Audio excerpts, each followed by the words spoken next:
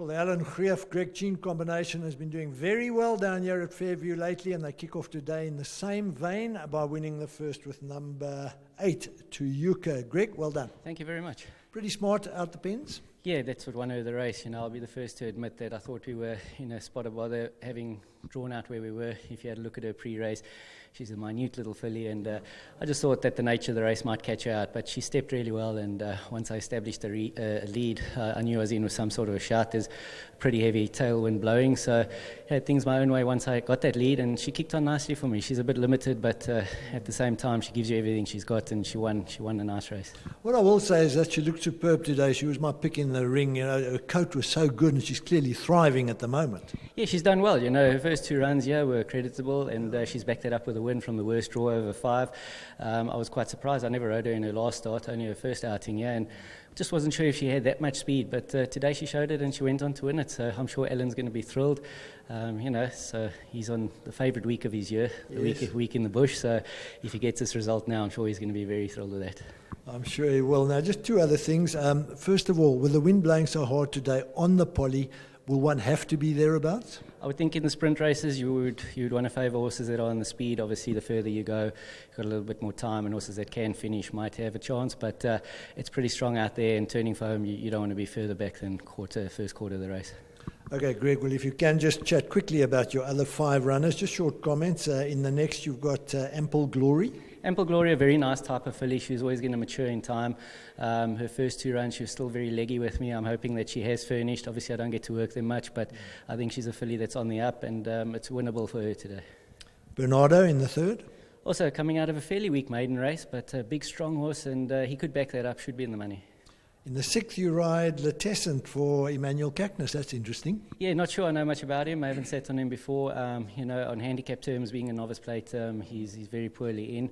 But, we'll see how he goes. And then the 7th race, you ride Tiafilia, got a bit of form. He's got form. It's a big step up from his maiden win. It was also a soft win. I think he might need his first run out the money, out the maidens. And if he's in the first 4, I'll be happy with his progress. And you end off with Lady Smith in the 8th.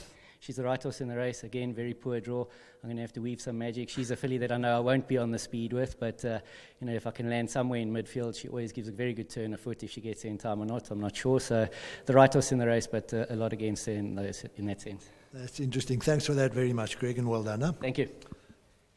Amos coming across to have a word with us in the absence of Alan, who, as you heard, is in the Kruger Park having a good time. Amos, well done. Nice start, huh? Thank you very much, Engelstein. This filly looked very well in the parading. She was a credit to you and your team, quite frankly.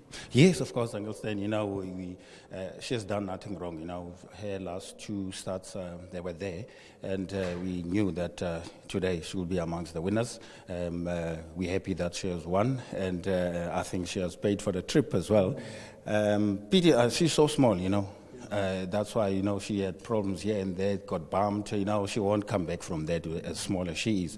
But, off air, I said to Greg, just keep her there, let her relax, and I think she will show us today. Is this her trip, Amos? Yes, of course, it's her trip. She's on the sprinting side, yes. Okay. Now, if you had to pick out 1 or 2 of your other runners on the day, who would they be? It's a difficult card, Uncle Stan. It's always difficult, yeah, Amos. Look, there are 2 young ones that were thrown into the deep end, the likes of Theofolia, of course, and Bernardo. But interestingly, if you check in the race, we've got the backup there of the 2 fillies, the likes of Albert Street and Stop Thinking of Me. I think those will be there as well. And in the last, it's a ding-dong battle between Greg and T. Gould, Black Gardenia, and, of course, Lady Smith. Both got form. Amos, well done for this one, huh? Thank you, Augustine. There we go. Always nice chatting to Amos. Him and Greg Jean, certain to have a nice day. Once again, well done to both of them. 2-5-12. Tote favourite was winner number 8. It's all clear.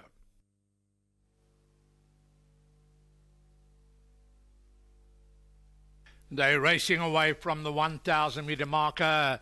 Diamond High's got a good break along the outside. Hello Rosie, the pink colours there of Katasha towards the outside to Yuka in the green is passing colours. In comes Hart, passing runner.